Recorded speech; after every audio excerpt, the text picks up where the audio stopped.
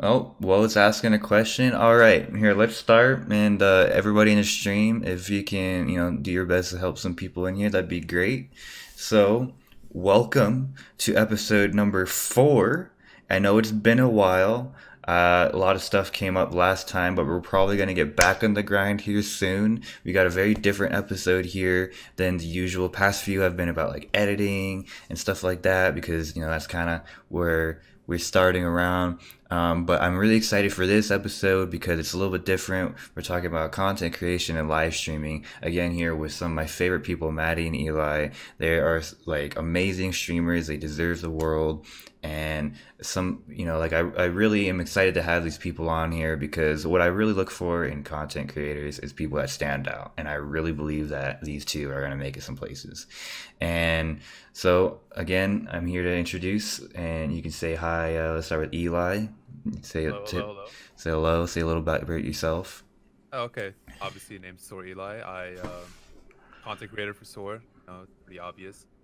I've been in the community now for not too long. I would say 3 years is not that long, and I wasn't even even before I started, streaming and all that. Like I wasn't in the community at all. Like I was in the Middle East, and then I moved here and started super late. Like when people say like, "Oh, when did you start?" and I tell them, "Oh, like towards the like year 2 of Black Ops 3 or something like that." They're like, "Oh my God, new geners," shit like that. Yeah. But yeah, but I'm relatively still I would still consider myself new, not an OG at all, but for what I've accomplished in the past 3 years, I'd say it's pretty good. So That's yeah, insane. Maddie. that's me. Hey. I go by Matty the Bay, but I don't know. I'm just here to have a good time. I started streaming like what is it? Around like 2 years ago consistently. And I've been part of the community for a long time though. Been part of the community since like 2014 or something like that. But like I was like everything else, like an editor, a player, all that stuff. So it's like got down to streaming and now I'm here. So it's like not that bad. Yeah, Awesome. sick, dude. Hell yeah, dude. So we got some multi-talented people here. Eli, really love your skit videos. Those are some most high quality videos in the community, in my opinion. Thank you, thank you. Maddie, obviously, I've known you since you joined Hype with those amazing content videos. Like, really creative, love them. Standing out, again, is the biggest thing I can give any tip to any creators in the community because that's ultimately is what's going to set you apart and be the reason why you are going to be successful. So, streaming, that's what is both your guys' main thing right now, though. So, hmm Eli, how did you start streaming? What motivates you to do that every day? Okay. Well, it's actually a crazy story how I started streaming because I never intended to. It was kind of like a out of the blue thing. I'd never had like when I first started when I like decided that I wanted to do content and stuff. I did not have like a PC or anything like that. All I had was Xbox One, and literally that's it. All I used to do was I didn't even have a laptop or anything, and I used to just do like whenever like had like awesome plays or something like that, do the Xbox record that, and sometimes I just put them together in a montage, because Xbox had its own like editing thing where you could put clips together and put music in the back, and I used to just do that and then just show it to my friends and all that and have fun with it. And then when I decided that what, I'm actually gonna try to do something for like a full year, I like minimized like going out with friends and all that just to save money. And anything like any kind of income that I had, I would save it and then barely spend it. And then I got myself like good equipment like a headset and all that. And then got lucky that my cousin had a friend who stopped using his gaming PC. I mean, but it wasn't like that good of a PC, but it was still like it was still a PC that I could use. And he ended up giving me that, and then I started actually editing like videos, like actual videos and stuff like that. And then I used to watch my friend, one of my first friends in the community. He used to stream every single day, and I used to watch him. And then as soon as I got my PC, he was like, "Dude, why don't you start streaming?" I'm like, "Ah, I don't know. My internet's not that good." And all that. He's like, "Dude, you never know if you don't try." Because I tried on streaming on the Xbox, and I would lag a lot because the internet wasn't good. And if you're streaming on the Xbox, it's gonna like kind of take away from the bandwidth, so you'd lag in the game, and then the stream would lag, so it's not that good, unless you have a really good internet. And he was like, "No, now you got a PC, just start streaming." I was like, "You know what? Might as well just try it." And then I tried it for like the first day, and I had like 4 viewers the first day, and I had like Oh. friends show up, and I'm like, whoa, like this is actually super fun. I kind of got addicted to it, you know. And then it like literally the second day I streamed. So I streamed that one day, and then I didn't stream for a whole week after that because I had finals. And then after that I streamed for the second time. And that second time that I streamed, I had Face Dirty, Thief, um, Gnarly Rita, and I think was it one more person. I forgot who it was. But they all stopped by my stream, and I was like, holy shit! Like I have Face Dirty, Thieves, and freaking Gnarly Rita in my chat. God damn. But that kind of like in not 44. That kind of insanely freaking like boosted my confidence and motivation to keep streaming. And then after that, I think I just kept what's it called, like daily streaming almost like since then, like for 3 years. I'd stream every single day, and obviously Oh. yeah, I just went on my grind from that day, just because I had some like important people like that pop into my stream and show support. They all followed and started hosting me. Oh, Ryan Glock, obviously, yeah, he popped into. But yeah, just literally that's how I started, and those like 3, 4 people kind of like motivated me and kept supporting me. And since that day, 3 years ago, at the end of like summer, like beginning of June 2017, um, literally daily streams, except when I had like class or I'm sick. So even when I'm sick, I used to stream. But sometimes when I travel, I didn't stream. But like if I could stream, I would always stream. So that was like the mindset. Whenever I can stream, I will always stream. So yeah, that's basically how I started. That's awesome. That's you definitely like having some of those people in there first day. I'm sure that would be really Oh, that motivating. was, dude. I was shaking. Had just because I used to go to the streams every single day. Sure. Like I used to watch Ryan Glock, Thief, and freaking Rita and Dirty every single day. Like that's how I became friends with them, because I was Bro. a daily viewer, and then they just saw me stream one time. They were all in Discord together, and then I forgot. I think it was Thief that saw me streaming, because he was one of my first followers too. He's like my second or third longest follower. Um, so they saw me streaming, and then they posted it in their Discord, and they all just showed up. I'm like, holy shit! I was That's telling Black awesome. today, and I'm like, god damn, this is kind of crazy. Bro, you got like the biggest ballers, dude. I swear. Dude, they're like the top of the community, eh? Yeah, Like, they were like on top. Of that's something. nuts, dude. All right, Maddie, how'd you start? That's insane. I mean, like I started like a long time ago, but like for streaming wise, started just because I wanted to try something different. I was already into content creation, so I was like, let's try content creation on a live streaming platform, because I wasn't that popular on YouTube, so I was like, maybe if I can get people in my chat and talk to me and stuff like that, it'd be cool. Hmm. Because like I feel like I like talking to people. You like it?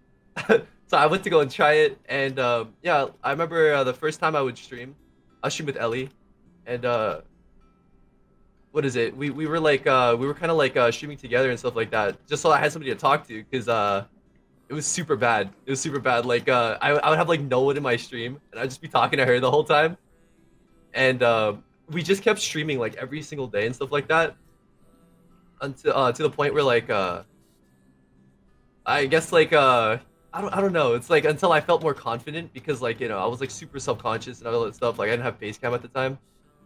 So I was like a content creator with like no face cam and all that.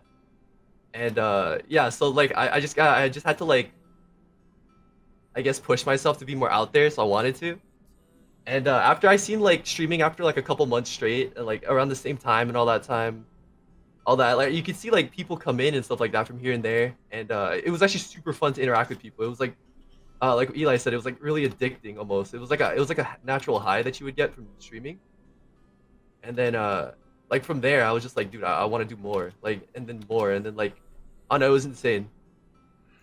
Like Yeah, I just thought of it as like oh no, it was just something different, you know? yeah, for sure. I think definitely the interaction of people is like motivating to stream. I know like when I stream, if there's nobody in chat, like it's kind of boring. But when people are there, it's very it's a little bit different than being in calls with people as well.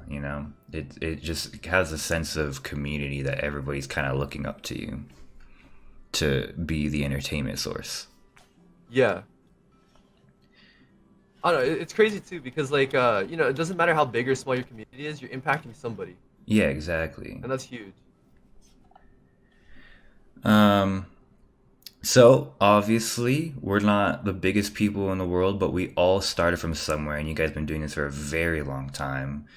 Let's start with Eli. What kind of tips do you have for upcoming creators that either just starting or feel like they've been doing this for a little bit and are not really getting anywhere? What do you think needs to Um, help them with? well, that's kind of like two things.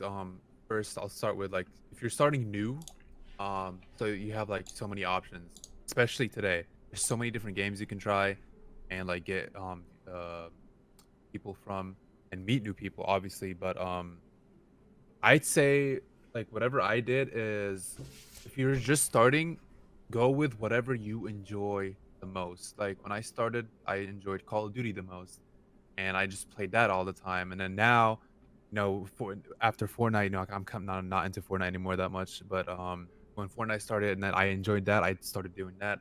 And then now that I'm enjoying GTA RP, I'm doing that and Valorant too. Since it just came out.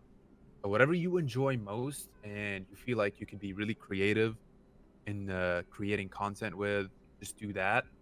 And don't worry about like let's say if you're like I know a lot of people like still like Call of Duty and all that. If you want to start with Call of Duty, don't worry about what anybody else says. Like if you're a sniper and you want to go for clips, you want to create content with clips. If since you're just starting out, don't worry and don't listen to like the people that are gonna talk shit about your standards and all that. Start with whatever you feel like is good for you. Like even if it's like something super simple. Like if you get hyped over getting 3 kills in a row with a sniper, dude, post that. If that's what you think is challenging to you and is like good content to you, do that and you will like improve the more you do it because that's how I started. Like when I started with Call of Duty back in 2016, 2017, I wasn't good. Like I couldn't get freaking 5 ons. I couldn't even get quad feeds. Like I could get like one quad feed a month. But I still like grinded every single day and I played and I streamed and I tried to upload videos, like actual content videos and all that. And with time, like after like a few months and all that, and after playing and practicing, I got started to get better. Started to hit coffee, started to hit 5 ons, and then that's how you get there. So if you're starting out, don't get discouraged. If you can't, if you like watch Pomage, and if you watch 30, if you watch all the sniper scope, all of them. If you watch all of them, you see how good they are. Don't compare yourself to them. That's a big thing too. When you're starting out, don't ever compare yourself to anybody else. All you gotta do is compare yourself to yourself. So you started off at this point, you practice, you stream every day, you practice every day, you try to get better, and then you compare yourself to like what you were last month. And if you see improvements, then that's freaking awesome. You keep doing what you're doing, and then you're gonna get to where you want to go. But if like after a month you're like, oh man, I kind of don't like this anymore, and I'm not seeing improvements, then at that point you have multiple options. You can go to another game, you can try to change the way that you're trying to get better at the game, or you can just quit, obviously, but don't quit, obviously. So do what you like. Don't worry about standards. Worry about yourself. Improve upon yourself. Don't compare your content to somebody else's content. Compare it to your own content. I feel like that's the only way you would see like healthy, positive change. Because if you compare yourself and your content to other people's content, it's most of the time it's going to be negative. So like, don't put yourself in that mindset because your mindset obviously is like super important in all of this too. So it's important to keep a healthy mindset, a positive mindset, and when you do that, and you only compare yourself to yourself, you'll improve. You'll be surprised at how easy and like fast it is to improve once you just compare yourself to yourself instead of comparing it to somebody else. Because when you compare to somebody else, it's like you're putting yourself down. Like I've been there. Like I did that a lot when I started, and then once I like got in SoaR and then started figuring out how shit actually works and only started looking at my content the way it was before and then the way it is now. I realized like holy shit, like why did I ever compare myself to other people? Like me just comparing myself to my old content, I started to figure out what I needed to do and what I did not do back then. And I was like, dude, holy shit, this is actually like easier than I thought. Like I know what I have to do now because of what I used to do before. So I took what worked for me before and what didn't work for me before, and then used what worked for me and then tried to change what didn't work for me. And it kind of like just fit together and then worked. And I figured out what I'm good at and what I can do. And I just went from there. Second thing is, what was it? If you start new, okay. The second thing was if if you've been doing something for so long and you haven't seen any progress, either change the way you're going about it, or try something else. It's like it's so hard for people to when they've been working on something for so long. Like let's say they've been streaming Call of Duty for like freaking 3 years, and then they're barely grown from it. I'd say at that point, either if you're a sniper and you're not seeing any growth, either change up your content. Like what I see is most snipers, all they do is just upload either clips or highlights. Like just like almost every single sniper you see clips, highlights, clips, highlights. Like all right, like almost everybody does that, right? Like if that's not working for you, then try something else. Try some funny videos. Do other content videos. Shit, you can even freaking do like videos where you talk about whenever Call of Duty does a patch. You can talk about that patch, anything like that. Just change whatever you're doing that's not working for you. Like don't get stuck in that mindset of I just want to hit clips and post highlights. That's obviously not working for you. So change it up. You can even try another game. I did that for me. Like Call of Duty kind of hit a peak for me, and I grew so much from it, and then I kind of started not growing at all. And then Fortnite started blowing up, so I hopped on Fortnite, and then it was like another grind on its own because I had to start almost from the beginning. I had to build up my audience again for Fortnite, and that was really hard. It took a long time. I'm not gonna lie, because I went from averaging like 25, 30 viewers on Call of Duty, and then Call of Duty went to shit, and then Fortnite came out, and then as soon as I switched to Fortnite, I started playing Fortnite. I had like 5, 6 viewers, and I kind of got discouraged. I'm not gonna lie. I was like, damn man, like I used to have a lot of viewers, and my stream used to be popping all the time, and then now that I'm playing Fortnite, it's kind of you know boring for stream because when I first started, I really wasn't good at Fortnite at all. So then people wouldn't really watch me, and then I'd be so focused on the game because I wanted to improve at the game that I kind of like all my energy was into the game instead of into the stream. But I kind of affected the whole vibe of the stream. But then you just have to go through that, especially when you're going through a new game. Unless you're freaking naturally just talented at the game, you're just insanely good. And you can handle focusing on stream and the game. And then when I built myself up from the ground for Fortnite, it like got huge. It kind of I am now because of Fortnite too. Exactly.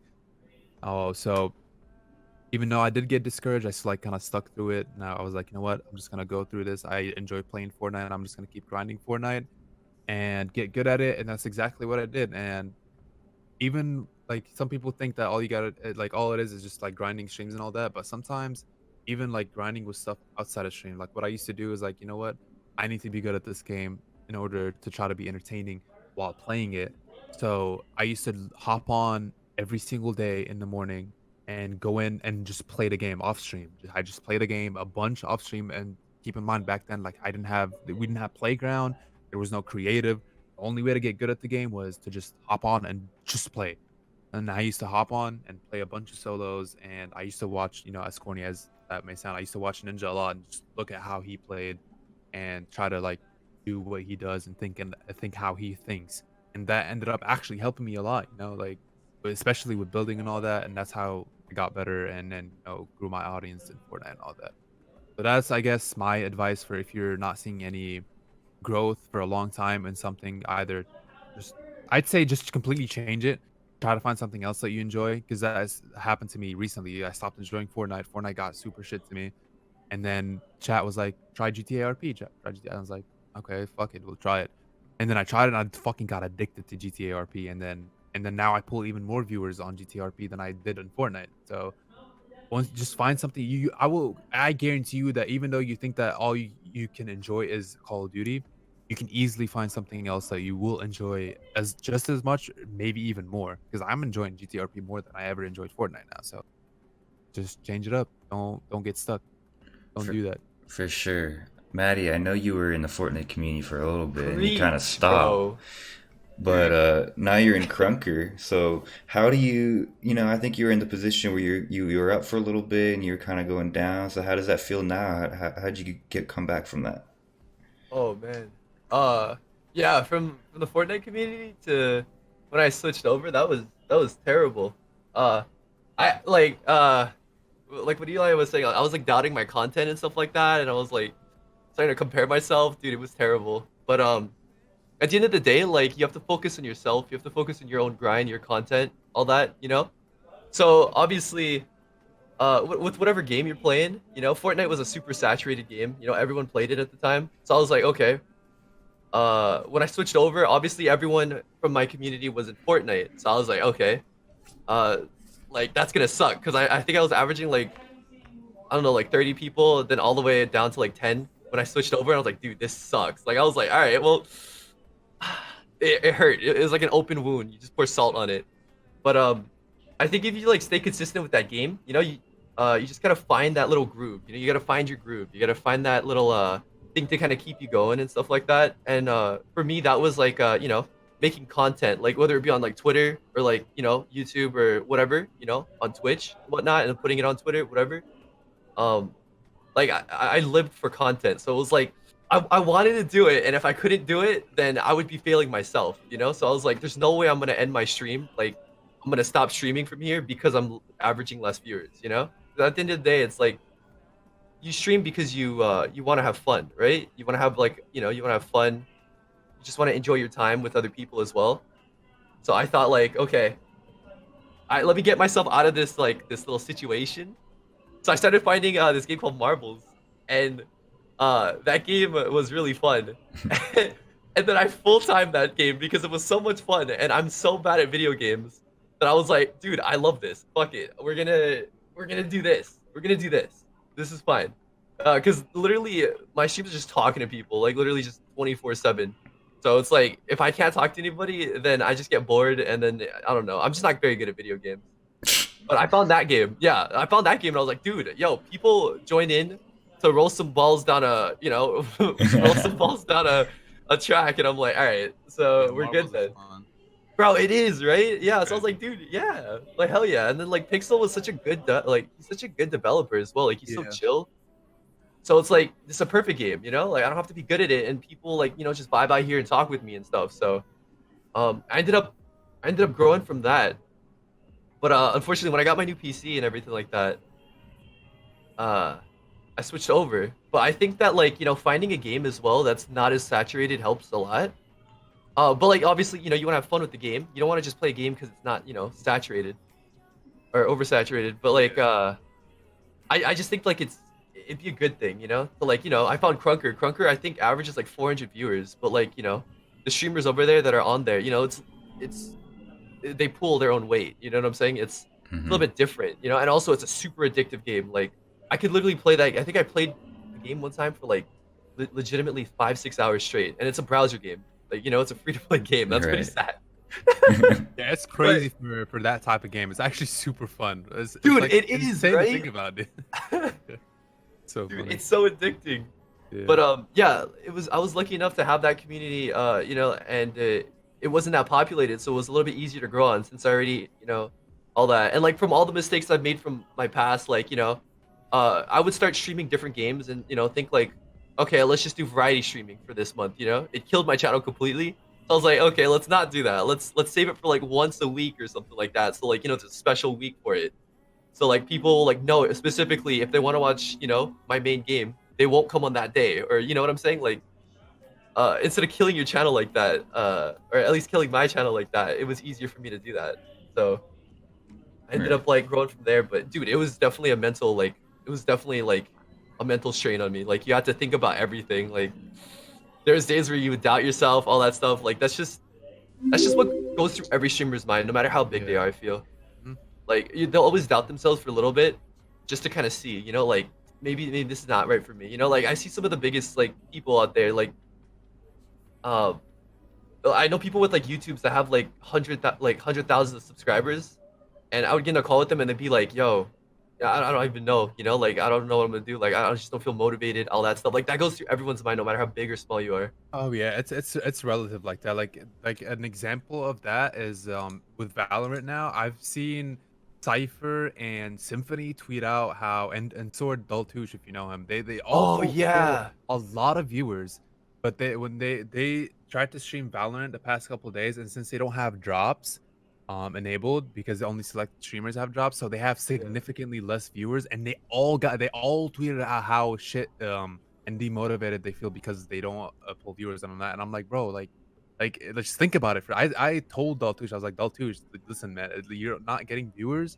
or as much viewers is just because right now the hype is on the people that have drops enabled because Yeah. For everybody sure. wants to play the game. So don't think that you're not pulling viewers because your channel is people don't want to watch you play the game or your channel is not. No, no, no. It's not that at all. Just wait out like a few weeks or whenever if they want to allow everybody to have drops enabled. Then you'll get your viewers back because everybody's watching Summit and all the big streamers are now because they have the drops enabled. That's literally the only reason why. Yeah. Yeah, like I was playing Valorant 2 days ago, and all of a sudden I had 250 viewers. I was like, "What the fuck? Where did I get 250 viewers?" And then I looked, Nice. and Electra was auto hosting me, and I was like, "Holy shit! She's been offline for like hours. How does she still have 250 viewers on her channel?" And I was like, "Wait, she has drops enabled. So all those 250 people are people that just have her stream up because they were trying to get a drop." Dude, And then that's she auto hosted. insane. Yeah, she has me on her auto host list. So I was like, boom! All of a sudden, 250 viewers. I was like, "Holy shit!" And then it's just like that. So like, it happens to everybody. It's relative. Even if you have like a million viewers and you usually average on like let's say a million views on a video, and then all of a sudden you have like 250,000. Like to us, 250,000 is still fucking insane, Like Yeah, it's yeah. 250,000. But for them, usually they get 1 million. Now they get 250, so they get demotivated. Like, oh damn, what the fuck's happening? Right. Going down. Yeah, like when you're at that stature, you compare like or not compare, but you have to like look at your analytics to see, all that stuff. Like they do that all the time. Like I do that. Or I mean I used to do that. I don't even look at my stuff anymore because I'm scared. Yeah, exactly. But yeah, like no, like when you're at that level though, where you're creating content for like hundreds of thousands of people, you have to look at your analytics to see like what Mhm. people want and all that. Oh You yeah, know, so 100%. Yeah. yeah, so I totally understand that though, but it can be like super like mentally straining. Like it's insane, dude. 100%. Crazy. You gotta be up for it if you wanna. If like I feel like a lot of people can't handle that type of mental like strain when they're starting out, and I'm like, bro, if you can't handle it right now, like with dipping a couple viewers and all of that, how would you feel and how would you like react if this was your livelihood, if this is your main source of income, and all your bills depend on how well your channel does? How are you gonna handle it then? Like, are you sure that you are up for this? Because you will be tested many times, Dude, and yeah. and the tests are gonna only get tougher and tougher because when you start to depend on your content and your channels more and more, dude, it's gonna hurt so much when you just notice a small dip in your analytics or your income or your views, anything like that, because you're gonna get so scared for your life. You're gonna think like, oh shit, my channel's on a downfall right now, and you gotta find a way to bring it back up. That strain and that mental test is so intense that I feel like literally very, very, very few people can go through that to make it. And Yeah. people don't realize that now. They don't think about the troubles that they're gonna go through. And I know some of them will not be able. I'm not gonna say I know that. I know it's gonna be hard, and some of them will not want to do this, but they don't know that yet.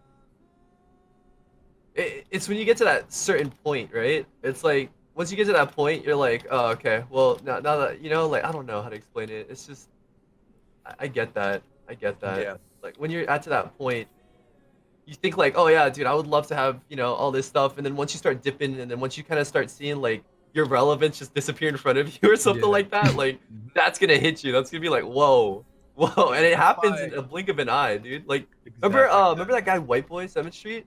Oh yeah.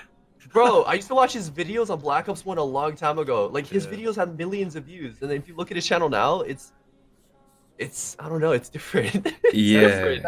That's what happens when you like don't switch up your stuff or Yeah. go with the flow. I guess that's a good way to say it. Because like if you stick with one type of content, the same content for years, that content is not gonna stay entertaining and relevant like years from when you started. Like Mhm. even Yeah. now, let's say Valorant is blowing up right now, right? Let's say 5 years from now, it's not gonna be if you stay posting the same content that you're posting right now for Valorant 5 years from now, you're gonna you're not gonna make it. It's not gonna happen.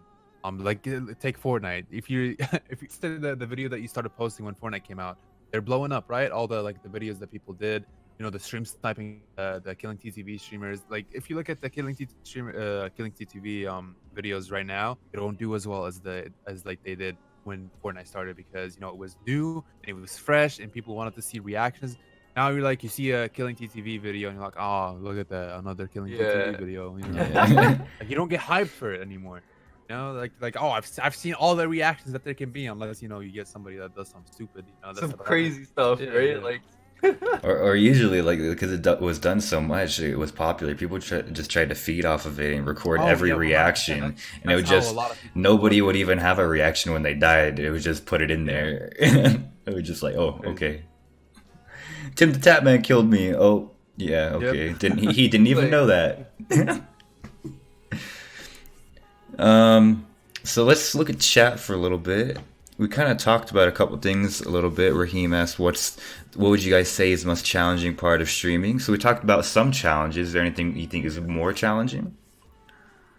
Um, I think Matty did like oh yeah, you did too. You touched on like when you're streaming, you have to if there's nobody in chat and all that, you have to stay entertained. I'd say, well, I think I'd say for me now, the most challenging thing is keeping myself entertained if there's not a lot of people in chat because I'm kind of like now the only time that I actually end up playing a game or something is on stream.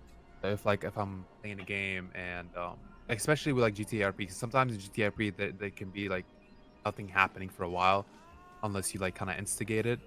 So keeping yourself entertained is like a big part of it because when you're entertained, you're gonna entertain chat. It's like the same thing when I Hmm. say like when you're playing a game. Like when people ask me like, "Oh, what's the tips for starting streaming?" I'm like, "Listen, man, have fun. 'Cause if you're having fun, then chat will have fun too.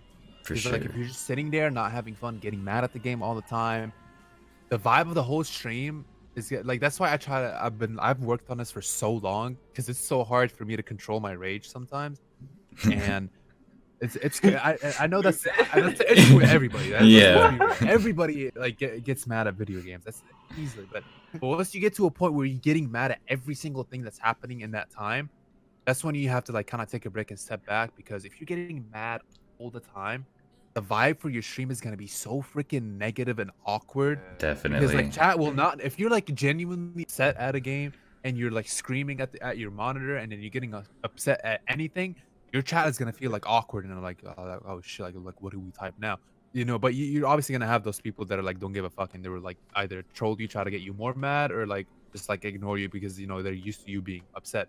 But like especially for new streamers, for new viewers, sorry, like if somebody's new, like imagine this, you're playing a game, you're getting super upset, you're screaming like every 5 seconds at your monitor, and then you have somebody new that has never seen your channel before, never seen your content before, hop in the stream, and then all they can see is you raging. You think Hmm. they're gonna stay? No, they're gonna be like, "What the fuck is this guy just streaming at his monitor?" Like he's, and then they're gonna think you're bad at the game too, even though sometimes you might not be bad at the game. You're just having like a bad game or something that Right. you know just one yeah. And then all they're gonna see is you screaming at your monitor and getting upset, and then not talking to chat and being bad at the game. And they're like, "Oh, this guy's fucking shit. I'm not gonna watch him," and they'll leave. That's why it's important. That's like another really big challenge is to control your emotions. So if you get mad, getting mad one time is okay. Obviously, like I do that all the time now. I don't think I've gotten genuinely mad for a long time. It's now just like in spurts. Like you know, one play happens in a game and I Hmm. get mad at it, and then I just get over it the next round. Um, but yeah, just controlling your emotions and not getting mad for a long period of time is probably one of the biggest challenges now. So like the best thing to do, I'd say, is when if you're like playing Call of Duty and you're getting upset, you're dying every single time. You know, you're pulling the Jev. You know, spawn die, spawn die, spawn die. If that if that happens, I'd say just you know take a break, get a snack, and then watch a couple of YouTube videos, and then kind of calm yourself, and then get back into the game. And then if that keeps happening, if you do that, you take a break for like 20 minutes, you eat like a chocolate bar or whatever, you make some G Fuel, you drink it, you're watching videos, and then you come back to the game and then the same thing is happening, you know, you're not doing well, your sniper shot is off, you're dying all the time, you know, you're playing against fucking sweats all the time. At that point, I'd say to either switch games or you know, do a just chatting stream for the rest of the time that you want to stream. Just watch videos, chill with your chat, you know, do something else. And I feel like a lot of people just don't want to do that. Like they keep like they're trying to hit like the people, especially the people that want to hit clips. Because I used to do that too. I used to be like, nope, I'm gonna grind through this and I'm gonna hit a clip, and then I Oh would stay man. mad the whole fucking time, and then I'd end up getting off stream because I was super mad. So that's the biggest thing. You got to think of it this way. Listen, if you really want to hit a clip, you're not gonna hit a clip being that mad and not and being I screaming can at your picture that monitor every right now. five Just seconds. losing your your absolute mind just trying to hit a Yeah, clip. like yeah, exactly. Like so many snipers go through this, and then I wish I could like just tell all of them, like, listen, man, you have a better chance of hitting a clip if you just take a break right now and calm yourself, because you're not gonna hit a clip if you're that upset. It's different when you're grinding and not hitting a clip, but you're just doing good in a game. Like it happens so many times too. Like you're just playing Call of Duty and then you're running through lobbies all the time, but you're not hitting a clip. You're not getting like the lineup or something like that. That's different. That I'd say, yeah, just keep if that's happening, but you're still doing good. You're not getting mad. You're only like getting frustrated because you're not hitting a clip. I'd say, yeah, it's fine to keep grinding then because you're actually doing good. You can get other type of content while doing that, and still, grind for clips. But if you're getting upset, you're doing bad every single game. You're dying all the time, and you still want to grind. I mean, listen, man. I mean, all power to you if you want to do that. I'd say most of the time, you're gonna end up getting more mad and getting off. But the best thing to do is just take it. Literally, you don't even have to take a break for like a day. Just take a break for like 20 minutes. Just drink water, watch a video, and then it's so easy to calm yourself. People don't know that because when you're mad, you're kind of in the zone and like you're in that spot where you feel like that's all you can do. You feel like that's all like you only feel rage. Like you don't feel anything else. But Your it's whole crazy. face Like gets even hot. exactly, yeah. Like, even counting down from like 10 sometimes can just instantly calm you down. But like people don't realize that because you don't think about that when you're mad. You only think about why you're mad. That's all you can think about is why I'm mad. Fuck, this guy's a pussy. He's camping in the corner. That's all I think about. Like you get consumed by that rage, and it's so hard for people to let that go and try to take a break. But yeah, to me, I'd say that's probably the hardest thing to do. Yeah, I definitely think the nature of live streaming is like, as a small streamer trying to grow more so, right? Because obviously there's like tons of streamers who like their whole Oh career yeah. is based off raging, right? Hmm. And but like as a smaller streamer, like you go in, it's the elevator pitch, you know. You don't know how many people are actually clicking on your stream and clicking off within 20 seconds. 20 seconds, yeah, yeah. So you always have to put on a show to make sure that person stays, and that's definitely one of the reasons why I love Matty's stream. Just pure positive vibes, loud music, party time, right? I'm just this obnoxious, bro. Like it that's it. is awesome. It's just pure vibes, right? And so you definitely everybody has their own thing that's going to be the reason why their stream is different than somebody else. Why somebody will want to watch you, whether you're good at the game, whether you're entertaining. And entertaining can be a number of different things. Whether that means that you're hosting different events all the time, whether that means that you're interacting, doing some sort of like community games or what it is. So you just gotta experiment with a lot of different ideas to keep it coming and keep the audience staying. 100%. What do you Um, what do you think about like reputation, all that stuff? Do you think like what Eli was talking about when you rage on stream and all that stuff? Do you think that because like obviously you said some people they rely off their content of raging, but like what do you think that does with their like reputation and all that stuff? Reputation is definitely something to uphold, but there's a level of like who you are. So like your reputation is a pretty vague word, right? It goes along a number of things. So who you are. So when I first the person I say when your career is based off raging, I think of Delor, right? Do you know Delor? Oh my And god, yeah. so his whole career is like everybody knew him because he was like that's like all he did. And then one day, he got banned on Twitch because he said something he shouldn't have, right? And so you have to understand a sort of balance. Everybody loves him and they knew he didn't really mean it, so it kind of sucks that he's still banned on Twitch. However, as a creator that big, you really have to understand your reach and how you impact others. There's thousands of people watching you, but that doesn't mean those thousands of people are there for you, right? So you got to watch what you tweet. You got to if you want some better opportunities, either with sponsors or whatever it may be, like you got to conduct yourself well. You are not just a streamer. You are an influencer, right? Exactly. Everything is a chain reaction, and something that you never intended to do is going to happen that you don't want to happen, right? And so reputation goes along a lot of things, and it's important in a sense of not you being popular and not you being respected, but you being known for what you want to be known for. And That's a good way to put it. yeah. Yeah. And so everybody has that kind of outlook that they are striving for. Everybody's different. And you just got to figure out what is the best approach for you in your career and how to best go towards it, and see how that operates for you. And again, like everything, if things aren't working out, something's got to change, right? You can't expect to do the same thing a million times and a different result, right? As everybody says that. Seabolt says, Eli, how did you join SoaR? And I like that sort of segue into talking about teams because, Eli's been in SoaR for a little while. Matty, you're in North right now going for Obey. So, like, how do you think that it's like a big thing in the community where people are grinding for teams? People are, they think that that's the only thing that they need for their success to happen. What's your opinion on all that kind of stuff? Oh, I have so much to say on this. Yeah, I'll say how I joined SoaR and what I did. And then it's I'll pretty tell you, dope, and honestly. then I'll tell you, yeah, and then I'll tell you my like kind of like idea and like mindset going into teams and all that. So how I joined SoaR was basically like to simplify it, I went for the RC back in 2018, but there's like way more that went into that.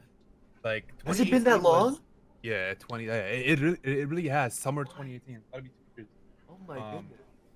so what had happened was 2018 was like one of the worst years for me as a person, like as like IRL stuff and at the same time the streaming and gaming stuff. 2018 I lost both my grandparents.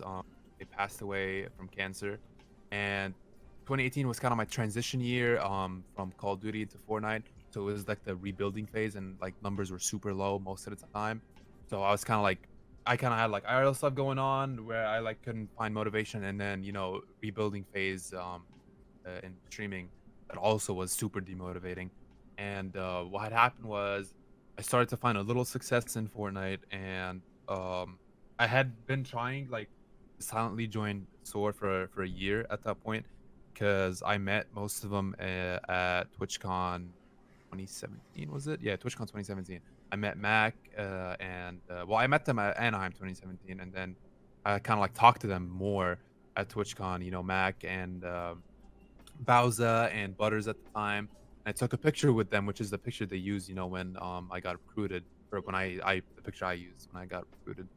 Was a picture with them, and when I talked to them, take that picture at that point, I was like, you know what, I'm gonna go for SoaR. Like I wanna be in that team because that team I felt like they were a family, and I was like, dude, I wanna be a part of that family. And I kind of put it in the back of my mind, even though like I never publicly announced that I was going for SoaR until the RC happened. I started to say, like I want to join all that. So it was kind of like a silent grind for me that whole year. And even though it was like the worst year for me, and it really was like a silent grind. But what had happened was I was literally on the verge of quitting that year too. Like I was gonna be like, listen, like nothing's kind of working right now, and kind of wait. I feel like I was wasting my time. And I was like I'm gonna either quit by the end of the year if nothing happens, or if anything happens, then I'll just continue. And then a SoaR RC came out, and I was like, you know what? This is like perfect opportunity just presented itself. I'm gonna go for the RC. If I end up joining, great. I'll just continue what I'm doing, and then I'll grind harder. And then if I don't join, I was literally I said to myself, if I don't join SoaR off of the RC, I was gonna quit at the end of the year because I was 22 at that time, and I was nowhere near graduating college, and I was like, because like never used to take that many classes because I was focused so much on content and streaming that I would just like take 1 or 2 classes a semester, and then I switched majors I switched majors like 3 times in college. So I was like, I'll just quit at the end of the year, and then I'll go full time college, so I'll finish my degree, and then if I want to come back after college, then that's the whole other like topic. If I wanted to come back, and the SoaR came around, and I tried my hardest, and I would spend like most of my nights brainstorming ideas. I still do that, you know. My mind is like constantly thinking about new stuff and all that, like ways to like what I want to do next, or like if I'm doing like I have skits planned that I like. Obviously, I had to put on pause because of the whole quarantine stuff. Like I was in the middle of a huge, like probably my biggest skit right now that I'm doing, that I had to put on pause because of the quarantine. But like I'm always thinking about stuff like that. Like I'm always thinking about ways to make content and all that. Like that's how you kind of have to be. And that's how it was when the RC started. Like I thought about it. I was like, I was playing Fortnite just like anybody else, and I'm like, all right, what's gonna set me apart from everybody else that's playing Fortnite going for the RC, which is literally like probably 90% of the people that went for the RC were playing Fortnite as well. I was like, man, what do I have going for me that other people do not have? And that's kind of when I kind of banked off, you know, as funny as that may sound, like off my beard and all that. You know, that's kind of how I like solidified myself as the beard guy, you know, Makes you like, different. yeah, exactly. And what I did is like, you know what can I do with that? And then I for streams I started like dyeing my beard a different color every single day, every single stream. And I'd have like a different color beard and all that. And then the first time I did it, I dyed it purple, and then Mac and all of them saw it, and they're like, dude, this is fucking insane. Like it looks crazy, like a purple beard and all that. Kind of look, yeah, crazy. And then I started doing like a bunch of the stream highlights and all that.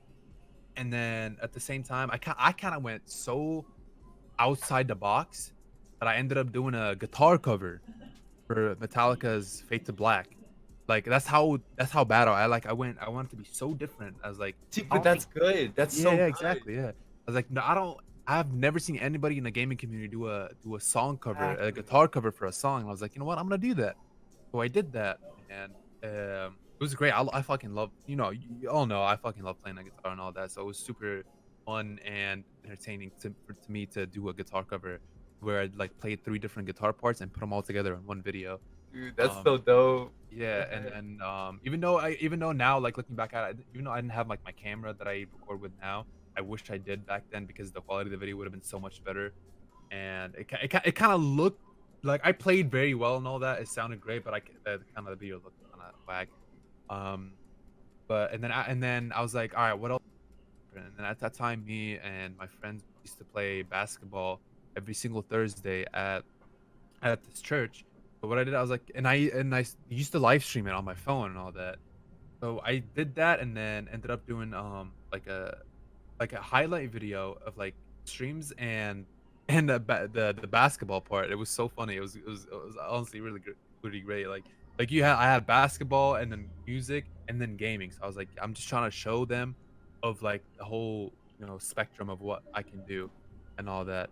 And then obviously that's not even getting into the skit, because the skit idea for me to even do a skit kind of came to me like the last week of the RC. The RC was like a month, and then I was doing all that throughout that whole month. You know, the first 3 weeks, three and a half weeks, I was, you know, doing the streams, the guitar thing, and then the basketball thing. And then I think that's when I think Jev's G Fuel flavor was kind of like relatively new at that point, and I really wanted to try it, so I bought it at the beginning of the RC. And then when it came to my house, it came in the mail, and then I kind of there was like a week left in the RC. I got it in the mail, and then it was such a weird thing, you know. It was like one of those like insane moments where you just grab a thing and then a vision just pops into your head. That Click. Yeah. exactly that. I literally went to my mailbox. I got the tub. I opened it. I opened a box for the tub, and then as soon as I grabbed the tub in my hand, that whole skit that I did, literally, boom, like that in my head. I was like, holy shit! I just got a great Bro. idea. I was like, oh my god, Ding ding this is the. ding. I was like, That was such a good literally video. that I in my remember head. that. I Like, can't believe that was 2 years ago. I remember that. Like, Yeah, exactly. dude, I immediately knew. Like, I was like, bro, there's no way you don't join. Like, Yeah, that whole thing popped into my head, and I was like, and then I was like, God, this is a great idea. I could like, this is Raging Gummy Fish. I could like make a skit where I'm like not phased by anything, and then I like get it go into stuff where it usually makes people super mad, but I don't get mad. And then once I drink that G Fuel, I start getting mad at everything. It started with that simple idea, and then I told people on my stream about it and a couple friends, and I was like, I was, you know, trying to figure out how I was gonna execute it and how I was gonna film it. And because like I have this Sony Alpha 6000. I've had it for like ever since I started. I used to vlog with this. It used to be my cousin's because he's a cinematographer. He got it, and then he let me use whenever I used to go to an event. He let me take it and then vlog with it. And then after that, because he stopped using it, he's like, here, you can just take and use it for your streams. So I started using it as my webcam for my streams, and I was like, you know what? I'll just film it with that. And then I texted my cousin. I was like, yo, I got a fucking really great idea for a skit. And I told him about it. He's like, yo, I can help you with that. And then since he's a cinematographer, he has access to like a lot of great cameras, which we ended up. He has a Red Dragon 6K, which is like a Wow. $30,000 camera. Yeah. Yeah, so he's like, dude, let's use my freaking Red camera and film this. And I was like, wait, are you serious? He's like, oh yeah, I'll fucking help you film it and all that. He's like, dude, fuck yeah, it's awesome. So we met up for a day, and then we went through the idea and all that. And then another day we filmed it. It took like a full day to film, and I had so much fun filming. I had never like filmed anything like that before, you know.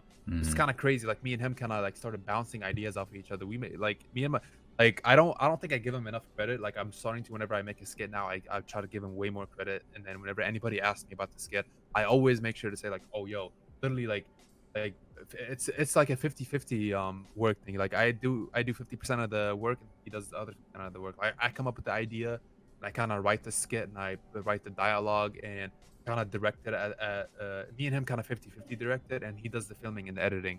So it's like a perfect mix between me and my cousin. Like whenever we do the skits, literally I do the creative part and like the writing stuff, and he does the filming and the editing, and then me and him kind of both directed at the same time.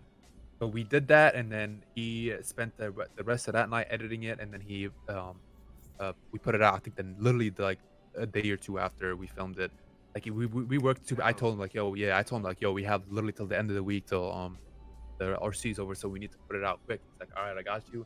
He spent the rest of that night editing it, and then he sent me a version of it the next day. We changed a couple of things, and then the final version like was put up a couple of days after that, after filming, and then I just sent it to people. I just obviously tweeted it, put it on YouTube, and all that, and then I went into I just kind of like asked Mac and crew to see it, and I think what kind of worked for me too, how I joined is Amanda the Jedi. She was kind of watching submissions like on stream, and then somebody like showed her my skit, and she kind of was like, "Holy shit, this guy needs." She's like, "I want this guy in SoaR." And I at the same time I had Ryan pull me. Ryan Glock was still back then, and he was like what's it called? So he's like pulling for me. He was vouching for me. Gilly was in SoaR at that point too. He was vouching for me too, and Jeff's girlfriend too was vouching for me because I was friends with all of them, and then they all knew, like they saw it and they all knew like, oh, all right, Eli's ready. Like they all knew that I was grinding, and then I never asked anything out of anyone. Like I never told them. Obviously, I never told them to like, oh, can you guys vouch for me? Like that's the most like cringy thing I could ever Hmm. do, and I never did that with anything. Like I never asked for any help at any time. Like it just people are just like nice. I guess I got lucky with people being nice to me. Um, and then yeah, just like they all were like, because at that point, from what I heard, like Crude and Mac, we used to have before we used to have like Twitter DMs for SoaR people. Now we kind of just use Discord. So like the Crude and Mac would just ask, the directors Twitter DM like, all right, who do you guys think did good? Who do you guys think you guys want to join? And then most of them would just say my name with other people, obviously. And then that's how I kind of made it in. So they all saw the skit and they all saw like my potential. Then Crude was like, Crude and Butters too. Damn, bro. Yeah, That's they were awesome. all like, all like, all right, Eli's ready. Just He's seems like, like a he's ready roller to get coaster of synced up. Yeah, stuff. yeah. It was insane. It was like a crazy experience. So yeah, that's how I basically joined. They all saw the potential of the skit and everything else with the streams. They saw the creativity and they were like, yeah, we definitely. The crew told me, he's like, once I saw the skit, he was like, yeah, we fucking need this guy in SoaR. And then that's kind of like like now that I'm gonna talk about like the idea of joining teams, you gotta be needed. People don't realize that. And at the same time, like my mindset throughout when I first started streaming and all that into the community, like I never wanted to grind for a team. It all kind of just like came to me. You know, like that's how you should.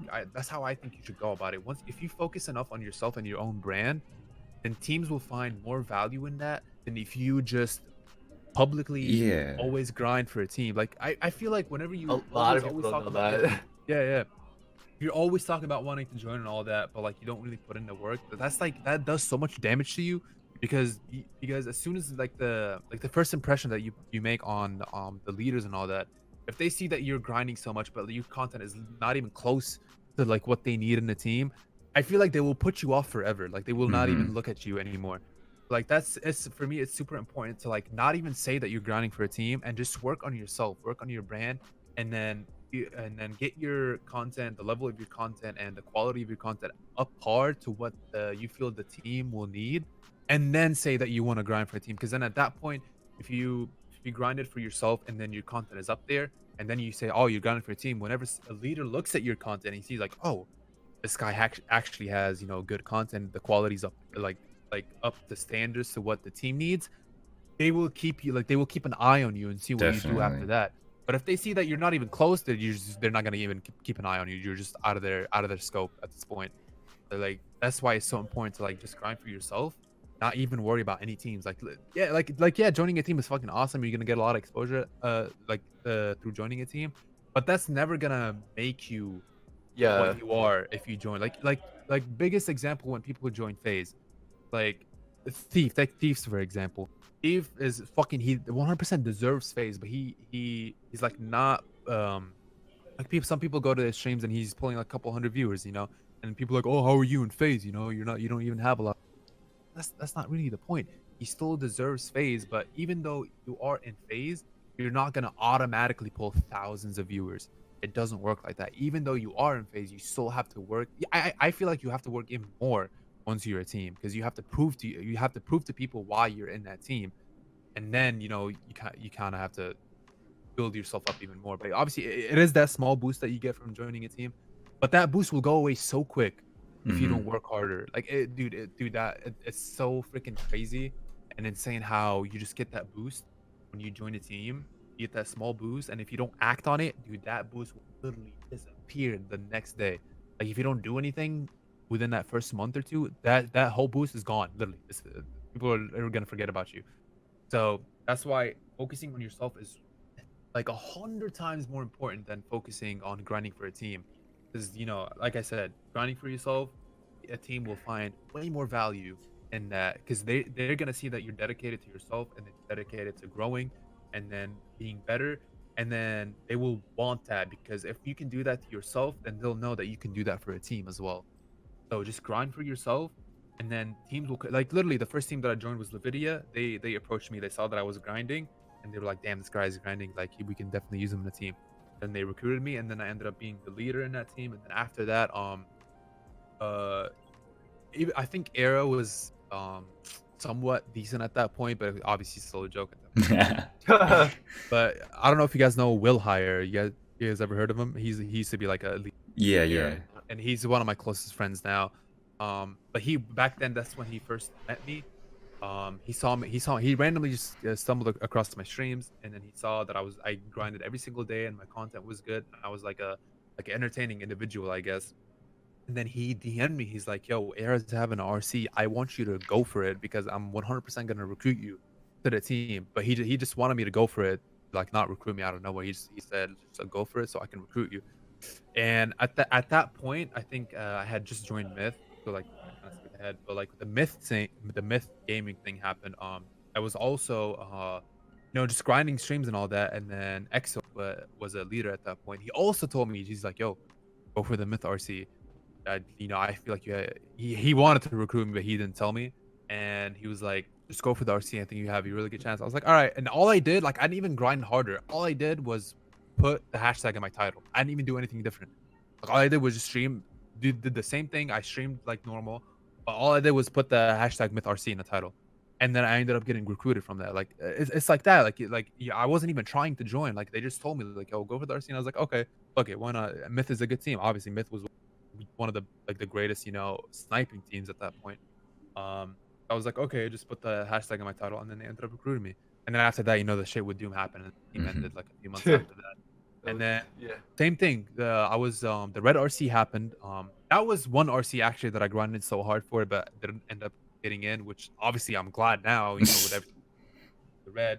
But I actually improved and grew so much from that red RC. I had so much hype around my name, because I went from like averaging 15 to like 40 viewers to in that RC. Because I don't know why I just did a bunch of 24-hour streams, and then I don't know why there was so much hype around my name. I guess my streams were like just so popping. You know, chat was always like I had a super active chat at that point. I was like, super interactive, and it was just overall just like a great time. And then I had just a lot of hype around my name. But Arla didn't end up recruiting me because I didn't have 50 viewers, which is kind of funny. Arla is still and was at that point one of my closest friends too. And then he's just straight up told me, he's like, you know, like we're kind of just looking for like high like numbers, you know. Sure. And I was like, I was close to it. I was like 35, 40, but he's like, they wanted 50. And I wasn't too caught up over that. I was like, you know what, it's all good. I wasn't upset or anything like that. And then while waiting for the results for the Red RC, Ningsy hit me up. He's like, yo, all the hype boys are kind of joining, all the myth boys are joining hype. If you want, me and Trip kind of took over. And I told him, I was like, I'm kind of waiting for the Red RC. He's like, all right, but if you can join, but we don't have to announce you. And I was like, you know what, it's all good. So I joined them without getting announced. Because I was waiting for the RC, and then I ended up not getting recruited to the red, and then got announced the hype, and then I was in hype for about 8 months before I joined SoaR. So that's kind of the whole thing, the whole SoaR Eli timeline, I guess you could say. So like I never actually fully grinded for a team except for red and SoaR, and like I said, I just grinded for myself, tried to improve myself, and then those teams, like the ladder of teams that I went through, like all came to me because they saw that I was like, you know, I valued myself and my brand, and I could grow it on my own. And then they were like, all right, we're gonna help you, and you're gonna help us. And obviously, I ended up helping both teams because for Lividia, I ended up being a stream lead for a long time, and I ended up recruiting a bunch of people for them, and then managing. I even though when I first joined, like, obviously I was like, when I started playing, I was like 21 or 20 or something like that. I was obviously one of the oldest people in the team, one of the most mature people. I was like in a team with a bunch of 16, 17-year-olds, you know, and they would all act like like children all the time. And I have to be, you know, kind of like the mature people, like the mature person. And then they would all have like differences, like in management and all that. And then I'd kind of like be the one to give them advice and be like, all right, can we stop being childish? Can we stop? Because I don't know if you guys remember all the drama between like Nvidia and I forgot which other team, and then Hype and North and all that stuff. It was so funny to me. I was like, bro, childish thing I've ever seen in my life. Twitter drama between teams. They're like, bro, are you guys serious? I was like, we should be all supporting each other, because if you want the community to grow, we're gonna like dude. Oh my god, that's a whole other topic that I'm not gonna get into. Is like the standard stuff. Like it's happening now with like the Fortnite trick shotting side. It's been happening actually when people just shit on shots and clips and all that. Right. With like, because it's not up to their own standards. I'm like, bro, the community is not gonna ever grow if you all shit on each other's shots. Because like, think of it this way. Let's say like new people want to get into the community. They want to start, you know, going for trick shots. And then they post their trick shots, and then you shit on their whole existence. Like, what the fuck is this trick shot? Oh, you didn't even spin. Oh, you just swung your pickaxe. Like, that's gonna make them never even want to continue in that community. They're gonna just exit that community, not watch any other like trick shot or anything like that, because they're not interested in it anymore. So like, if you're just shitting on the new people, then how is the community gonna grow? That's what I try to tell people, is like, stop shitting on people's shots. Yeah, okay, yeah, it could be a shit shot. Like, yeah, okay, he just jumped and no scope. Okay, I get that's pretty bad, right? But like, don't straight up just like be so negative towards that person and be like, oh my, why the fuck are you posting this? Go kill yourself. The people get like so upset when people post shit shots. I'm like, bro, just be like, oh, yo, nice shots, but you know, here next time try doing this. You know, it'll look better. Just give advice. Like, instead of shitting on somebody's shot, give them advice on how to be better. And that's how you make people grow. Because nobody, like, the new people are not gonna join the trick shotting community and just automatically hit bouncer 1080, the pickaxe stutter, shotgun stutter, like first trick shot. They're not gonna start off at that point. They're gonna start off just jumping and no scoping, because that's where we all started. But if you're gonna shit on them, they're not gonna get to that point, and then the community just gonna die out. And that's what happened. That's literally what happened to the sniping community. Everybody started shitting on the quad feeds, and then people just didn't want to freaking go for clips anymore. Like, okay, like, is that what you really want? How are you gonna grow if you're shitting on everybody else and making everybody else leave? But if you end up like encouraging people, like if you encourage people and then you show support, then the community can literally grow together. And then you're gonna grow by making other people grow too. And that's what people don't realize at all. Everybody just wants to be toxic. They just wanna be like they just wanna put out clips that are absolutely insane. They don't want to put out anything else. And if they see anything else, they would freaking shit on that whole existence. And that's it's kind of crazy to me. People just don't realize that. Yeah, But there's yeah. definitely like great example of making good content. Now I understand like recognition. Everybody wants clout, right? Recognition Exactly. is what everybody strives for, and that's why people tweet out these like who supports hashtag whoever or whatever, and because they want support, but all you have to do is be involved. You don't have to let the world know that you're doing all these things and try to pull numbers for absolutely zero reason. And it kind of, along the words of reputation, it's like, what do you want to be known for? You make good content, you let people know that you do make good content, and the support will come because people will share your content on their own, and it'll just be, around town. And if you're just doing the same thing over and over and you're saying, hashtag whatever, I'm grinding for this team for 5 years and you haven't done nothing different, well, it's like, Exactly. no, duh, you haven't joined this team because you got improvements to do, You got Yeah, to find ways to be different, to prove value towards this team, right? exactly, exactly. Yeah, people just do the same thing and expect like different results. Like, how do you expect different results? You've been doing the same thing, grinding for the same team. Like, you're not even changing up your content. Like you're Hmm. doing like you post the same type of, let's say, like the same type of video over and over and over with like different spots or like different, with different people and anything like that. And then you just don't see growth, and then the team hasn't go up yet. Like, what does that tell you? People don't think about that. People just like keep doing the same thing. Like, oh, and I'll get in someday. That's not gonna. It's not like that. If you're not getting in now with the stuff that you're doing, you're definitely not gonna get in later because like I said before, if you're doing the same content, that content is not gonna be even worth anything in like a few years. And if it's already not getting you anywhere right now, then it's definitely not gonna get you anywhere in a couple years. So it's like that. Hmm. Yeah, that's the thing. People don't want to change. Like they want to stick to their routine, Yeah, what everyone else exactly. does. Yeah, that's Like it's what you like did to get into SoaR is a prime example, bro. Like you did something different. Pierre, when he joined SoaR, he did something completely different with his yeah, videos. exactly. Like all those people, like they did something different. Like that's what I want to do. You know what I'm saying? Like that's what you should be doing. You shouldn't be following the crowd. Don't be sheep. You know what I'm saying? Like Exactly. it's you see all of the same things, and usually the people that do it best are the ones that blow up, and then everyone else just follows in their footsteps, thinking they're gonna do the same thing, and that's never gonna happen. That's not gonna happen. Yeah, exactly. Yeah. So like what you did right there is like a prime example. Like your success right now, the team you're in, all that stuff, how you got there. That's a prime example of different. You Yeah. were making album covers, bro. Like we're in our Call of Duty, Fortnite community. Like Fortnite. Oh nobody yeah, does that. exactly. Yeah, yeah. Like Like nobody nobody does has that, dedicated. Like you were doing, bro. When I seen that G Fuel thing that you did, I can't believe it was 2 years ago. That's Yeah, I insane. know. So But long. yeah, dude, I feel old, bro. For real. um, Turned but 24 like last week. dude, I turned 23 like just last month, That's bro. It was crazy, insane. bro. I That's insane. know, I know. But Oh, yeah, fuck. just to see that's big, bro. Like that's big because like, you did something different. That G Fuel commercial thing, that was crazy. I seen the production value and I was like, dude, there's no way he doesn't join, bro. There's no Yeah. way.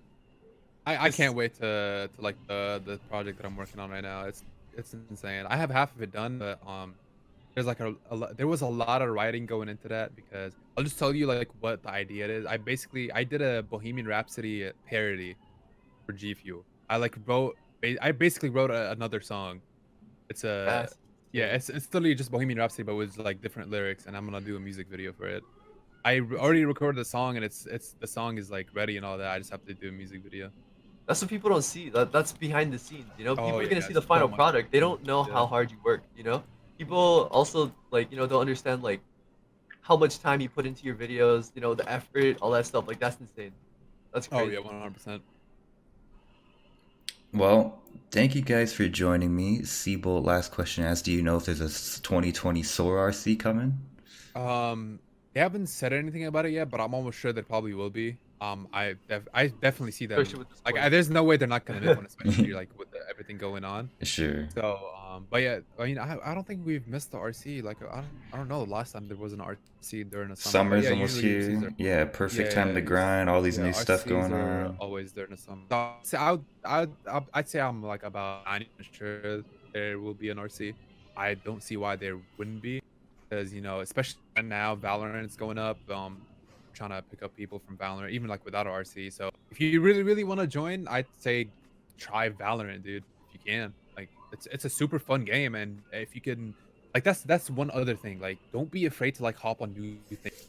That's I'm not even saying like to completely switch over. Like, I'm obviously not gonna switch over completely to Valorant. I'm still gonna do, like, at this point I'm just a variety streamer because I've done so many games in the past couple months. Like, I played so many single player games, God of War, Spider-Man, Witcher, and I did all the Batman games, and now I'm doing GTA, and I still play Fortnite here and there, and I play Warzone, and now I'm playing Valorant. So it's like I'm kind of everywhere. And so, like, I'm not saying completely switch to like Valorant, but try it out. Like, at least try it out. Because that's what most of the people that blew up from Fortnite, that's what they did. They saw, oh, new game. I'm gonna try it out. I'm gonna, post content on it and see what happens. And boom, they did that and they blew up. That's like one other thing that people don't want to do is whenever, like, I'm not like, whenever they see a new game, they wait. Like, I want to wait to see how this game is. No, don't wait, because you could be first person to post something about this game and then blow up from it. So as soon as a new game comes out that you feel like you might enjoy and then people might enjoy, dude, just fucking hop on it and then do something with it. Don't wait. Like, if you wait, you're wasting time and then you're losing the opportunity. Mhm. Just hop on that shit immediately. That's Don't what be I'm lazy. trying to do. Yeah, don't be And make sure lazy. you really enjoy it, you know? Yeah, exactly. It ruins the vibes if you don't enjoy what you're doing. 100%. Yeah, just, Um, just don't be scared. That's like the main thing. Like, what's the worst that can happen? Like, you're not gonna die. Like, the worst thing that can happen is that you're not Can you gonna. imagine? you're not gonna die. Oh shit! Hops on a new game. Oh, I don't like it. Dies. Fuck. Bro. I guess that is the worst thing that could happen. Because once, if you're alive, Yeah, you still got time to yeah. try. Yeah, and then, like, everybody's young. Like, nobody's like all the people that probably like see. Well, I don't think you're old or anything like that. Like, there's no way you're probably like older than me. Like, you're not gonna be older than me because like most of the people that do that and grind, they're all like 15, 16. Like, what are you scared of, dude? Like, you have so much time. Exactly. They're like all in a hurry to like make it right now. Imagine if you made it to the top like before you graduate high school. Like, I mean, yeah, you gotta get lucky. I mean, with all the Fortnite pros, like 16, right. 15. And then Like, your that's career's set for life. Like, like, not everybody's gonna be Kobe, not everybody's gonna be Michael Jordan, not everybody's gonna be Ninja. Like, those are like super rare like occurrences that happen to people. You're like, odds are that's not gonna be you, and that's completely fine. You have so much time to build yourself up. Like, I'd honestly take making it by building yourself up than just randomly making it. Obviously, randomly making it will be fucking awesome, but sometimes you won't be able to handle um what's coming at you when you randomly make it. Like, biggest, like, a really good example is one day, like, I'm just used to my streams being my streams, and then I got a host one day. I was playing with Thief and Replays, and then they ended up hosting me. Both of them hosted me after they got off, and then I had like 3,200 viewers, and I'm like, That's holy insane. shit! I was like, what the like? And then after stream, I realized, like, I'm like, holy shit, I'm not even ready for that yet. Like, if like, I'm just used to like my 20, 30 viewers right now, and then I randomly got 3,200, and I wasn't ready for that. I definitely ain't ready if I randomly got like 10,000 viewers, And like, you kind of have to prepare yourself for that. That's why it's so good to like build yourself up. Like, you start off with viewers, and then you build up 5 to 10, 15 to 20, because you get used to it. You get used to 10, and then you start moving on to 15, 20. You get used to that, and you get up to 30, 40, 50, and then you get used to it. But like, compared to like, if you have 10, and then all of a sudden you get, like, let's say you get hosted by Tifu for like 40,000, like, you 100% are not gonna know how to fucking act. And that's why you don't see like big streamers like host that small streamers like that, because they know they're either gonna like make a fool out of themselves, or they like, it's so important. Also, people don't think about this. It's so important who you host after, because let's say somebody new's watching you, and then you go host somebody that they've never watched before, and that somebody that you hosted ends up being the dickhead and a totally terrible streamer, says some stupid stuff. People are gonna be like, wow, this guy really hosted him. Like, like, is he really like friends with them, or does he really support them like that? That's kind of like a bad view or a bad look on you to host somebody that's like really bad, you know? It's So like like your that's why like reputation right yeah, there. exactly. Like, so like that's why big streamers don't host small streamers that are unpredictable like that. Because like imagine you have like 10,000 viewers and then you're looking through the streamers and you see somebody that has 5 viewers. You have no clue how that streamer is. You have no clue if that streamer is like a good person or a terrible person, if he's a good streamer or a terrible streamer. But like sometimes those streamers will like take the chance and then want to host somebody that has no viewers just to get the reaction out of them because like they really don't care. Like think about it, Tifu is not gonna really care that much if he hosts somebody that's terrible, but like he's gonna get a good reaction at the beginning, right? So well, like it's stuff like that. So like if you're not ready for it, sometimes you're not gonna get that. It's like if you get that big, like if you randomly just blow up overnight, you're not gonna know how to act and keep it. So like most of the time, you will blow up overnight and then lose that hype and all that throughout like the week or the month. People are gonna forget about you if you don't know how to act on it. That's why I say it's better to kind of build yourself up because you kind of get used to what you have and then you move on to like the next phase. Like you start off with like that many viewers and you move on to more and more and then you kind of get used to that point and then you move on even further. That's like better than just boom randomly getting 10,000 viewers and then not knowing how to act and you lose it within a week. That's like you're back to square one. Doesn't really matter. That's Dude, what people don't seriously. realize is that yeah, it's crazy. There's just so many things that people don't really think about. There's like small things Mm-hmm. that people don't realize, and then like a lot of the times people don't even want to learn. They ask you for advice and all that, and most of the time I just tell people just do it, and then like it's way better for you to learn on your own and go through like the mistake. But it's obviously better to learn from experience than to just learn from somebody telling you what to do. But obviously, if there's something that I feel like people could easily avoid and I can help them with that, I'll obviously tell them like, oh, don't do that because there's no point of you going through that mistake and learning from it because I can tell you that and you can learn from it just by me telling you that. I'll obviously do that. I'm not going to be a dickhead and not say anything. Oh, nope, just go figure it out on your own. Obviously, if there's something that I can easily help with and you can easily avoid, I will tell you. Don't do that. Or if you want to do this, do that. Make it easier for somebody. I'll always try to make it easier for the people that ask for help. And if it's because some people ask insane things out of me, like, bro, like I can't like when I tell people like, oh, you gotta find out what content you want to do and what content works for you, and then they link me their videos and I give them advice, and then they ask me what they like. I'm like, how are you asking me what you like? Like that's you gotta figure that out on your own. Like, bro, like figure that out on your own. I can't help you with that. Like, I'll help you. I gave you advice on that video. Like, change that. You can do that. But you gotta figure out what you want to do. I can't tell you what you want to do. But like most people, they're usually kids. That's the thing. I don't get upset or annoyed by it because Yeah. I know that they're kids. They don't understand, and it's up to me to tell them how it is. And then I end up telling them that. But like some kids just even after I tell them that they still insist, and I'm like, bro, listen, now you're being annoying. Like just stop. Like I told you what you need to do. That's all. That's up to you to figure that out. It's one other thing that people don't realize is most people are just kids now. Like all kids want to do that. Like there's rarely like most of the mature people will take your advice and work on it and then never bother you again. But those kids that you gotta know that they're kids. Like especially in Twitch chat, like there's so many streamers that I see like get like insecure when chat is toxic and all that. Like when they're talking about their appearance and all that. I have so many people come to my stream and call me a terrorist and then like I look like Ben Laden and stuff like stuff like Oh. that. Oh my Like I don't get bothered by that because I know they're just kids trolling on Twitch chat. And that's what a lot of streamers don't realize that is like they just take it so seriously. And I'm like I have like this I have a streamer friend in NorCal and she just doesn't show her face on stream and all that, and she talks about it a lot. And I'm like because she's so insecure about how she looked, even though she doesn't look bad at all. I'm like because I met her at DreamHack. I'm like you shouldn't like feel insecure about that. You should just like don't care about it because she gets upset. And it's sometimes you can't control with anxiety and depression and all that. When somebody says like the smallest thing to you, it's gonna affect your whole day. Yeah. And yeah, if somebody calls her ugly and all that in chat, she like gets super upset. And I'm like, listen, most of the time, like 99% of the time, the people that talk shit in chat about your appearances and all that are 100% younger than 15. And they Almost probably don't even all the believe it time. themselves. They're just saying it. Yeah, they just say stuff like that, and that's what a lot of people say. It's like most of the time, those people are so young. They're just And saying that's stuff. just Twitch chat. That's literally just Twitch chat. Like it's insane. Like I had my ex used to watch my streams, and she used to like get super insecure whenever like I have any sort of female in my chat. It was kind of crazy to me. I'm like, they're just people on a screen watching me type. Because like I'd have some like I'm not trying to like boast like kind of like not this is not an odd flex or something like that. Like because like I'd have females come in and flirt with me on stream. Like, oh, you have nice eyes. Oh, your beat is and they'd compliment me a lot. Yeah, man, get And then it. my ex would get so upset about that. I'm like, why are you getting upset about that? They're like You don't what's gonna even know happen? them. Like I don't yeah like what do you think? I'm just gonna go and just date somebody like that like that I don't know?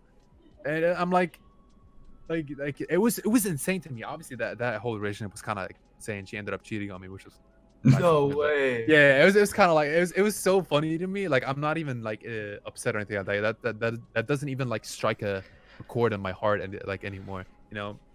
But like it was so funny to me. Like how are you gonna get super insecure and upset when like random people flirt with me on stream, but then you go and cheat?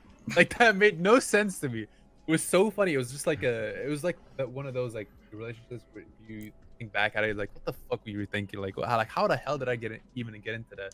But you know, it's stuff like that. It's like just you gotta know your audience too. That's a big thing that we never talked about. Is That's a knowing your big audience. fact, dude. Yeah. Yes, that's huge. Knowing your audience, who goes to your stream, the demographic and all that stuff, dude. Or Yeah, like, Fortnite is gonna get you kids all the time.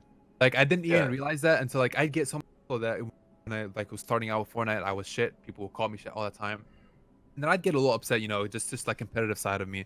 I always want to be good and all that. And whenever somebody calls me shit, I get a little salty. But now it doesn't happen anymore because I really don't care. But then I realized I was like, wait, literally all the people that watched Fortnite play Fortnite, literally 90% of them are literally fucking kids. yeah. And then the funniest thing to me also how when I realized that is the kids at my church they all watch me. Like it was That's so amazing. funny. It was like I'd go to church and then they all come up to you. Oh Eli, you want to play? I'm like they were all kids like 12 and 13 and 9 and 8, like even 8-year-olds. It's crazy. Like I'd go there and then they would all come up to me and they're like, oh what's your creator code? I'm like just like they ask me that every single time. What's your creator code? I always like, That's so lit. and then yeah, and then I realized like they're all kids. Holy shit! Like all like most of the people that watch Fortnite, they're all kids. And I'm trying to treat them as adults, and that was like a huge mistake. Like you don't try to treat kids as adults. It's never gonna work out for you. Yeah, you gotta know that they're kids. You gotta treat them like kids. That's, Mhm. that's the Yeah. only way you could control them. Like like not control them, like like keep them in line. I guess is like the best way to put it. Like, But that's like They just need to be. be told sometimes, certain yeah. things. And it's funny, and whenever they just not behave in church, I'll be like, all right, listen, I'm gonna get your account banned, because they know like because they believe that, because they'd be like, oh, he's affiliated with Fortnite, and he's a streamer and all that, so they believe it and then they listen to it. I'm gonna talk to Epic. I'm gonna talk to Epic, I'm gonna get you banned, I'm gonna hack your account and delete it. Oh shit. Oh, that's actually a good thing to like know with like streaming as well. You know, with like if you have like a fan base or like a community where they're mostly kids and all that stuff, you can mess around with like the stream. Like the reason why my stream is always so like agile like that is because kids they don't have very long attention spans, I think. So it's like there's always moving parts to my stream and all that stuff, because it's like there's always channel points. I have so many channel points for the stupidest like it's insane. yeah. To like drink water for absolutely nothing. Like, dude, all of that's like anything. Like just to like make them see something. It's like Yeah, exactly. they're obviously kids, so I'm gonna entertain them like kids. Like Kids, yeah. Yeah. And it works. It works. Like they love the channel points. They love like what happens in the stream. Like there's these small little things that you could add to your stream to actually keep them entertained and in your stream to watch. Yeah, it's crazy how like it's so game specific. Like I went from like when I used to stream Fortnite, when I mained Fortnite, all my chat will be full of kids, and then I mained RP, and all my chat is adults now. I still have Dude. the kids that come and support me anyway because they love watching me. Because like Wow. I have like a bunch of like super young kids that are actually pretty mature for their age, and they watch me, and then they actually support me like fucking crazy, and it's awesome to see. And I always like try to like show them the most love that I can possibly show to a viewer, because they're like super young, but they're like supporting more than they know, because they like I have this one viewer. He has my notifications on. He's 11 years old, even though you're not supposed to be on Twitch. He can get banned for being 11. But like Exposed. but he's one of my most like dedicated supporters. He has my, as soon as I go live, he's there. He says hi to me and he talks to me, and he's 11. I'm like, when he told me he was 11, I was like, what? You're 11? Like, this dude is so mature. He's sometimes he could be like super funny, and he's like so like humble and all that. I'm like, you're 11. Like, that's crazy to me. And he's there. He's a VIP in my chat because he's there all the time now, obviously. And then whenever he asks me anything, I do it. Like, I was like, you show so much support. So if you ask me for anything, like, I will most of the time. Obviously, if I can do it, I will do it. If I can't, I'm obviously not gonna. Like, Yeah. whenever I'm playing with subs and he wants to play, I always play with them. And like whenever he asks me for advice, always give him advice. Help him with anything that I can help him with, because it's crazy. Like, you have young kids that just are supporting you. They look up to you. Like, it's insane. People just gotta realize that. Yeah, like that's actually huge. Oh man. Well, it's been quite a while now. I think might be the longest we've ever done it.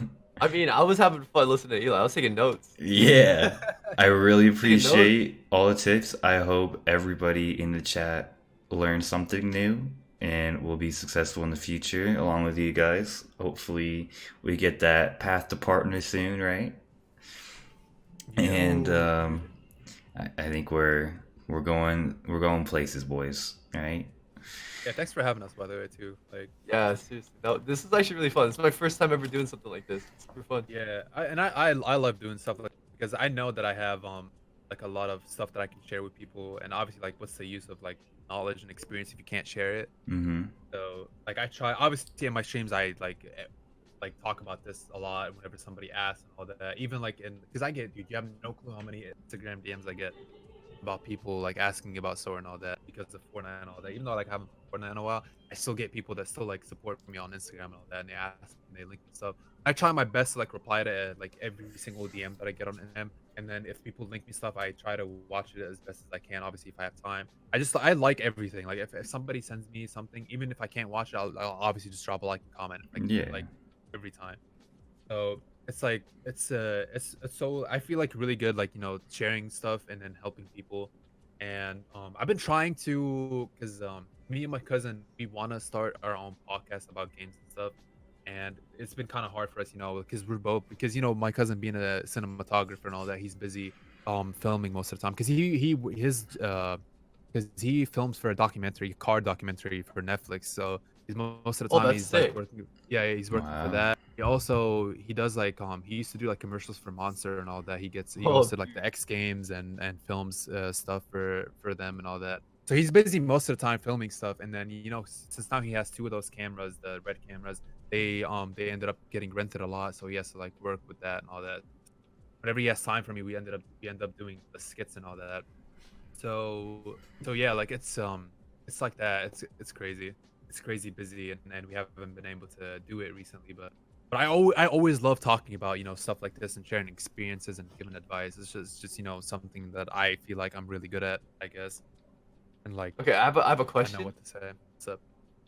Okay, so like, do you think that like expanding to other social medias is worth it? Has Oh, it have 100%. you grown from Yeah. that, like I'll Instagram or Snapchat or Yeah, TikTok, all okay, that shit? yeah. Oh yeah, oh yeah. So here's what happened. So this is one thing that I mean, really regret, because I just ended up doing it anyways, but I wish I started earlier, is posting on Instagram and TikTok. I think I hopped on TikTok relatively earlier than people, but Instagram was one thing that I wish I hopped on as soon as I started like getting good at Fortnite, because the amount of growth that you get from Instagram is actually insane. Well, now at this point, TikTok is the biggest social media platform that you can go up. It's so easy to get views on TikTok. It's insane.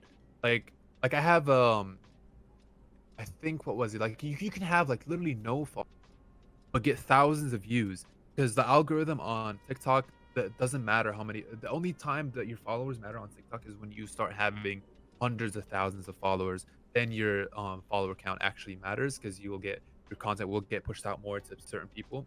Oh, I But didn't the know way that. TikTok works, yeah, I'll tell you right now the way TikTok works. I found a video on this, and one of the actually from TikTok was talking about this, and then somebody made a video about it, and my friend showed me it.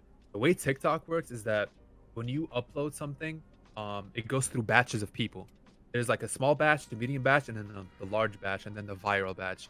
The small batch is like first couple hundred to like 1,000 to like 5,000, I think, something like that, 2,000, 5,000 people. But when you post something, it get pushed out to the For You page of those couple hundred people to the 1,000, and then TikTok will see how well your video was received, like, how long people watch, how much, like, if they repeated it, if they like watched it multiple times, if they shared it. And if your video does well within that time period with the first batch, it moves on to the second batch, and that's like 10,000 to Oh, like more people. That Same makes thing nice. sense. yeah, That's the algorithm? yeah, same thing happens with that. TikTok sees how well your video does, it moves it on to the next batch and the next batch, and then I don't know, and then the last batch, the viral batch. I don't know how true this is, but from what that video says, there are certain people from TikTok that see the videos that hit the last batch, like the big batch, and then they decide if they want to make it viral. They were like, all right, this video made it to this batch. Should we push it to everybody's For You page? And then they, all right, this video is good. They push it out to every single For You that's on TikTok, and then that's how you get the videos that get like millions of views and likes. And then obviously when you're like, let's say you're freaking Charlie and you got 40 something plus million followers on TikTok, then it doesn't really matter because every single video you're gonna post is gonna get a million views at Yeah. least. And if you go to her page, dude, I don't think she has a video under 5 million or something like that, or at least like 2 million. Every single TikTok she posts gets millions of views. So that's how basically TikTok works. And also, it's the one thing that this is one thing that I don't like really about TikTok is your channel gets rated. Like if you post TikTok or if you post Fortnite, your channel is gonna get a rating for Fortnite content. So if you post, Fortnite, you get a bunch of views, your channel will get a rating. And then depending on Uh-huh. that rating, also your content will get pushed out more. So if you have a high rating, your content will get pushed out more. If the first couple of videos that you post on TikTok they get a lot of views, you will get a high rating, and then it's easier for you to get higher views. And then the bad thing about it is, let's say you post constantly Fortnite. One day you decided to post IRL content, like a dancing video or like a funny TikTok. That rating on your channel will get reset, and that's the bad thing that I don't like. If because I'm like, I obviously posted a lot of on Fortnite, but I still wanted to post like IRL stuff, like funny stuff. And I couldn't do that because if I had like a good like streak for me on Fortnite, I posted multiple TikTok and all of them were getting like thousands of views.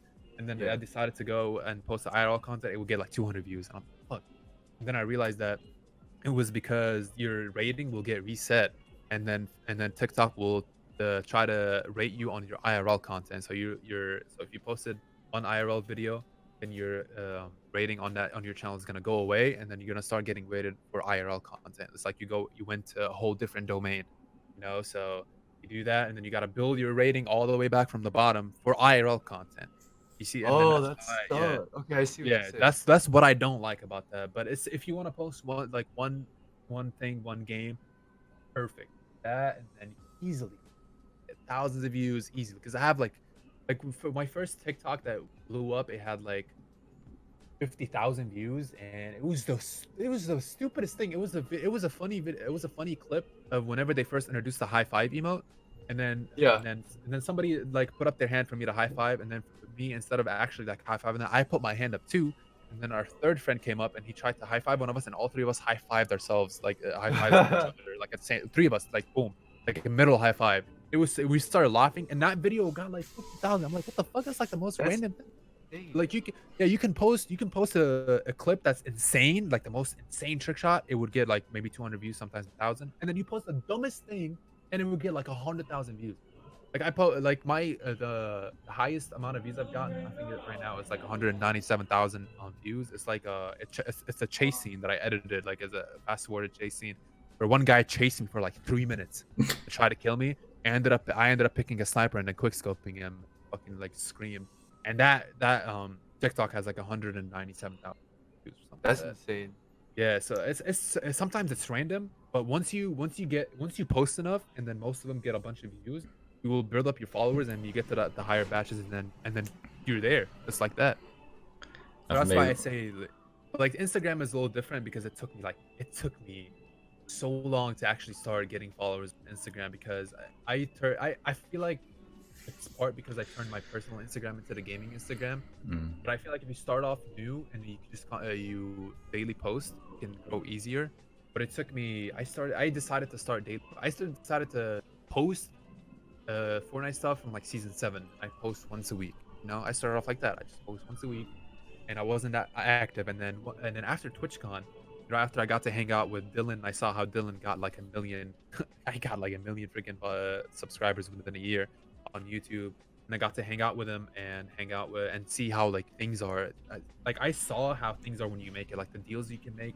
You know, I was hanging out with him, Mac, and all that, and we went to the full screen party, and ended up hanging out with Face K and Jarvis and Rug, and we ended up partying with them. And I saw how it is. It kind of like super holy fuck, I want to be in the circle. You know, I want to be at this level. And then I decided to start daily uploading Fortnite on Instagram.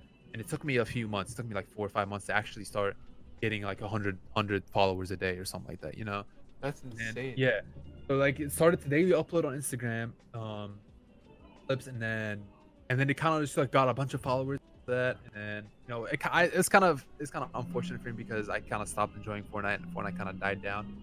It kind of I completely stopped playing Fortnite, and I stopped uploading Fortnite, and that kind of halted my growth because I was gaining like 50 to 100 followers a day to now like barely one or two, because I'm not even mad at it, because at the end of the day I figured out that because my main thing is to try to grow my Twitch. That's my main thing. I want to get partnered. That's my main goal. And I Yeah. thought that Instagram would help me do that, but I slowly figured out that actually Instagram views and followers don't really translate to Twitch. So Did not? Oh, yeah, okay. they That's don't just translate that well. Like you could, like most of them, like I did a poll for my followers at least, and I asked like who watches Twitch and who doesn't. I think it was 67% people did not watch Twitch. Wow. So I was like, I mean, it's different for more people, but I found out that my followers do not, Mhm. watch Twitch that much. And you only guys, it could post be gaming totally content different. as well, right? Exactly. Yeah. That's Most crazy. of them Dude. just follow for the daily post, for the daily clips. Some of them don't really care about watching you to watch that full time. They just want to They're what's just it called? Just want interested to in watch some that one stuff. clip. Yeah, it's that one clip every single day that you post. They just want to see that. Just want to see that one clip. But what I think really does translate well to Twitch is Twitch and YouTube are like, I think, are hand in hand. If you get a lot of Yeah. is that's what happened to Dylan. It's crazy. I fucking love Dylan, bro. He inspires me so much because I remember when he joined SoaR after me. And I remember I used to I used to have like 20, 30 viewers on Fortnite, and I used to host him, and he'd have 5 viewers on Twitch. I used to always help him out, play with him and all that. And then out of nowhere, he started fucking, clicking on YouTube, and he started gaining so many subscribers. It was fucking crazy. He gained like 500,000 like a month or two. It was insane. And then now he hit 1 million last month or 2 months ago. And it was crazy. And then he used that, and then he almost instantly, once he started blowing up on YouTube, translated that into Twitch easily. He started getting hundreds of viewers on Twitch whenever he'd go live. Even though he doesn't really stream that much. He streams like maybe once or twice a month or something like that. But he got partnered hella quick because he blew up on YouTube, translated that into Twitch, and his viewers translated well from YouTube to Twitch, and then he got partnered on Twitch, and now whenever he hops on, he has at least 80, 90, 100, 150 viewers, sometimes even more.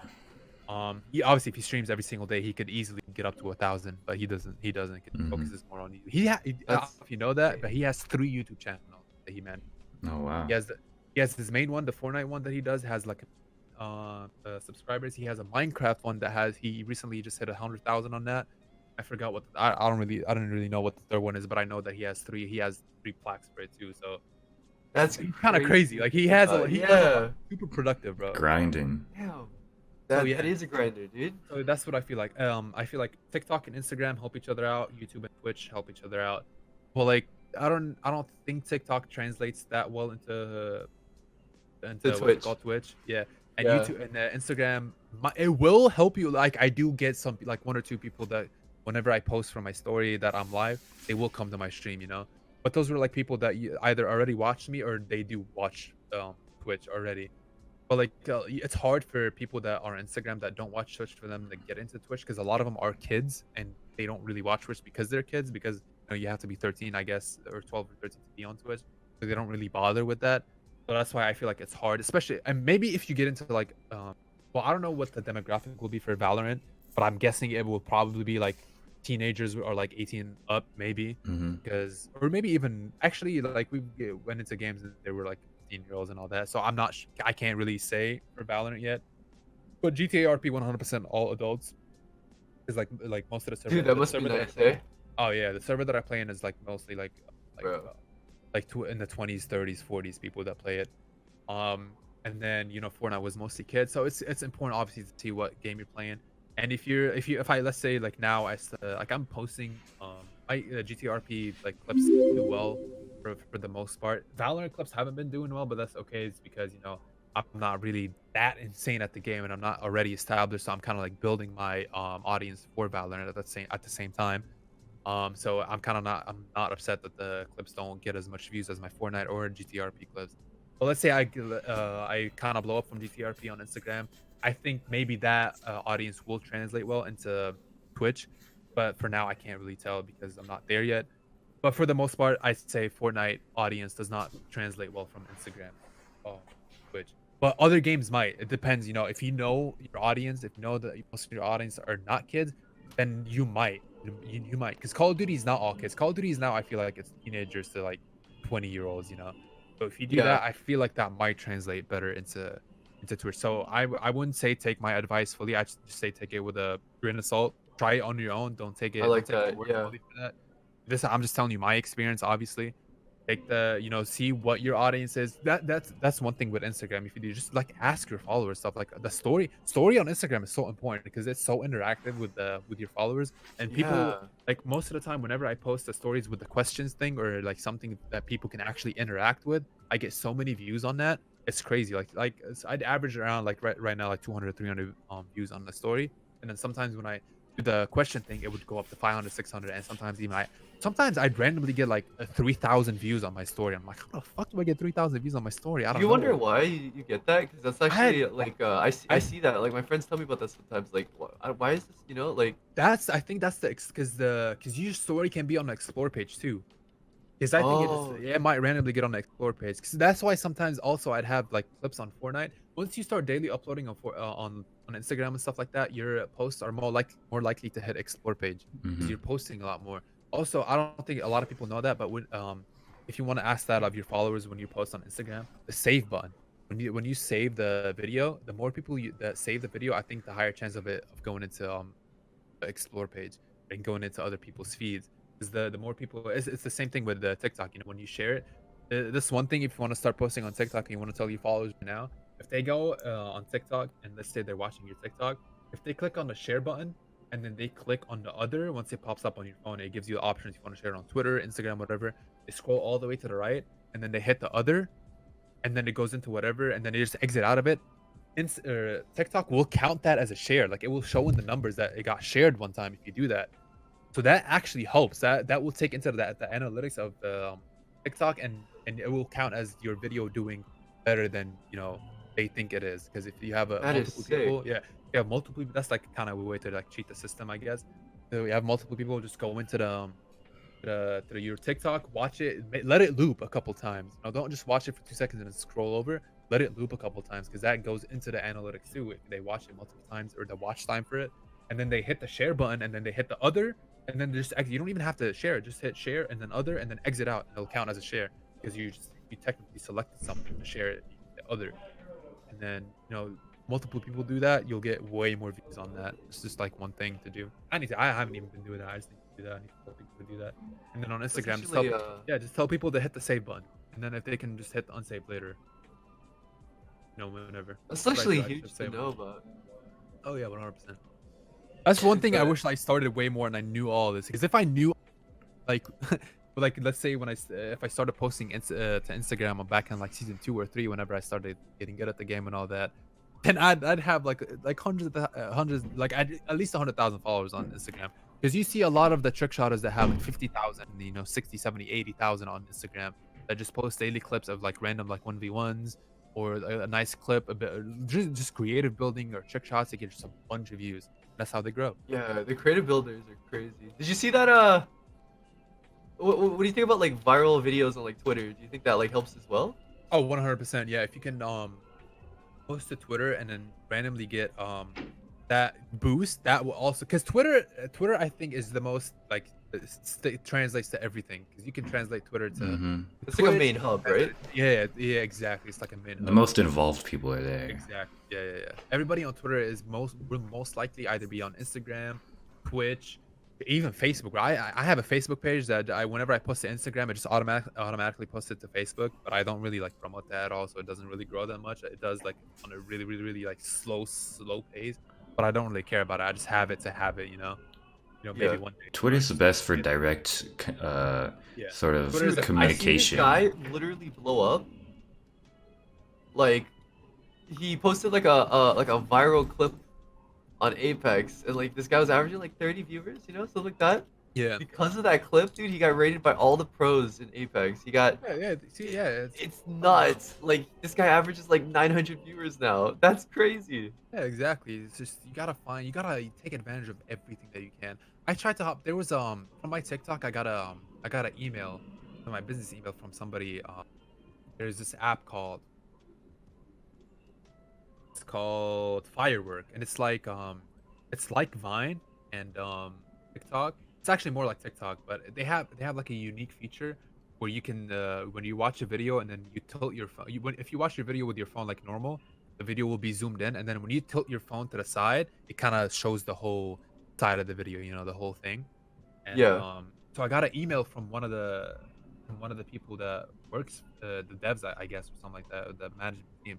They wanted me to try the app and start posting on it so they can partner me as a creator. So I before I even replied to them, I just went on the app and I tried it out for a couple of days just to see like what it is and what kind of like market it is. And I didn't really end up like going for it because went and saw the gaming market, and the gaming market wasn't really like big. Like the most views a video would get was like a couple thousand views, and I'm like, that's not really a market where I can grow from. So I didn't really end up going for that. And then Byte, you all know Byte, the hype it was. Oh, dude, it died. It died quick as fuck. So like, that's one thing. So I hopped on Byte as soon as it popped up just to see how it is, and then tried to post a couple clips here and there, and then now I waited for a little bit just to see the market for that too, and then not even just for gaming. Like now, if you go on Byte, like the most hyped up videos would get like barely a few thousand views. Really? So I'm It like, died yeah, in like 3 days. it died quick as hell. Yeah, it's kind of unfortunate because I like the idea, but I feel like TikTok was like Mhm. too It OP was, for it. it was, I I guess. didn't even know it was musically before either. I didn't know that. Oh yeah, I didn't know that either until like Dude, I literally, when cousin. somebody told me that, I was like, what? No, it's TikTok not. It's was telling me that- musically? Yeah. Yeah. What? They got bought out by TikTok. They Or merged something it. I like thought it that. was a different thing. No. Dude, it's Well, the same TikTok thing. was a thing. Like the company was a thing, and then Musically was its own app. And then TikTok, before it was an app, it bought Musically, and they merged, and then it became TikTok. Huh. Like my little cousin, who's like 11, told me that. I'm like, what? I didn't even know that. Well, they just Yeah. won. Crazy. Yeah.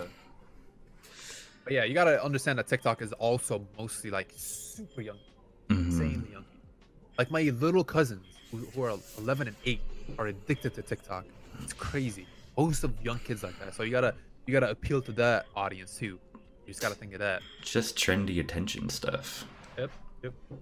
Yeah, that's one thing with TikTok. It's easy to blow up if you hop on trends. If you want to do something other than gaming, obviously. But gaming is a little different. You can hop on there are gaming trends that you can post, like the type of clips that you can edit and all that. If you hop on that, you can, but you could get views for anything, literally anything. If you post at the right time and with the right hashtags. Oh, that's also one other big thing for Instagram too, is hashtags.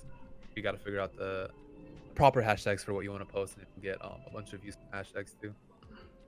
What I do is I look, if I'm posting what's it called, like let's say Fortnite, I go to like, I just look up a Fortnite clip that has like a bunch of views and see what the hashtags they use. Where I usually, because usually people in store will help with that, like who do we have, like Dylan has a bunch of followers or other people, and you usually just ask them, oh, what hashtag do you use, and then they'll tell me use them. Well, It's actually really Like useful that. to know. thanks again for coming. Thanks again for all the follows, everybody. Really appreciate it. This was awesome. Hopefully we can do another one of like these in the future or something. We'll see how this goes. Again, this is like my fourth episode, so we're gonna have tons of topics to come in the future. So stay tuned for more. I'm trying to do these like once a week or so, but we'll see. It's all about guest schedules and stuff.